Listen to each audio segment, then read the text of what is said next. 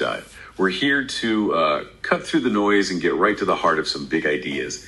Today we're really plunging into some complex territory, the world of beliefs, truths, and how modern thinking is starting to challenge, well, some very old spiritual concepts. Exactly. And we're looking at this through the lens of Hanshi Deena Naidu's work, specifically his book, Divine Love, A Path Beyond Fear. What's really fascinating about Hanshi Naidu is his background. I mean, he's a 9th Dan red belt master of karate. Wow, 9th Dan. Right. And also skilled in Kahatsu, that's about spiritual awakening, plus Reiki, SMA spirit, mind awareness, and meditation. So it's a really holistic perspective he brings. It's absolutely a unique blend.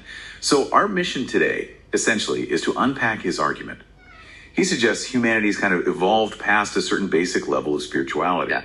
And we want to explore how that changes everything, particularly how we view divine love compared to, say, divine fear. Hanshi Naidu starts off by noting something many of us probably feel, that we run into these inaccurate statements that exacerbate complexity and confusion about belief. He really puts it out there that maybe teachings of the past are now outdated. It makes you think, doesn't it? If guidance doesn't quite fit anymore, does it just muddy the waters? Well, that ties into his view on human evolution. He genuinely believes we've evolved beyond a rudimentary level of spirituality. He uses this really interesting comparison. Like, think about modern parenting, contemporary child rearing, you know. Okay.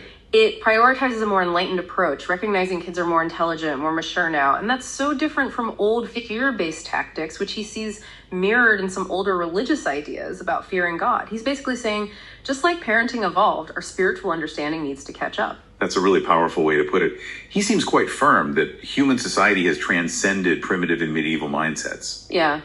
So the big question then is, if we have moved beyond that, what does this shift really mean for how we understand spirituality for our own path? Yeah. And this is where he brings in his central idea, right? That God embodies the pinnacle of love as God is love.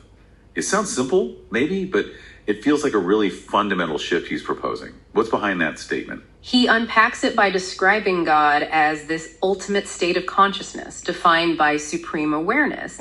And crucially, this state is completely devoid of negative attributes. Things like hatred, anger, jealousy, pride, greed, and especially fear. It's pure. Pure consciousness, pure love. Unparalleled, unwavering love, yes. And if you accept that premise, it directly challenges any depiction of God having, you know, human-like flaws or negative feelings. Which leads to that really pointed question he asked. Yeah. It definitely makes you stop and think. He says, if God is omnipresent, which means everywhere and in everything, then God is jealousy and hateful against itself. Does that make sense? It's a logical challenge, really, to that idea of a jealous God. It really is. And that pulls us right back to his main point. We should approach God with reverence, you know, deep respect, but not fear, because if God is pure love, then fear just.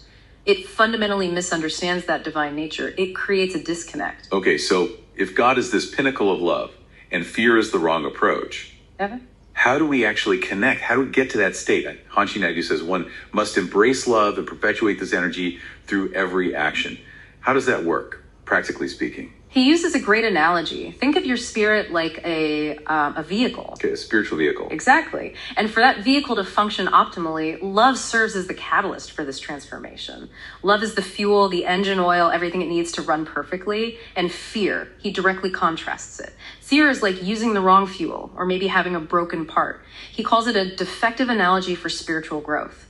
It actively stops you from moving towards that Godhead, that divine essence.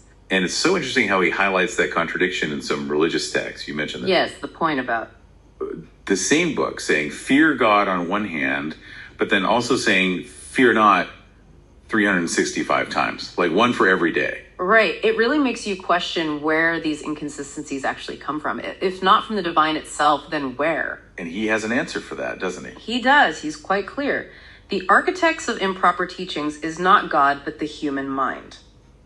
He suggests a motive, too. Why use fear?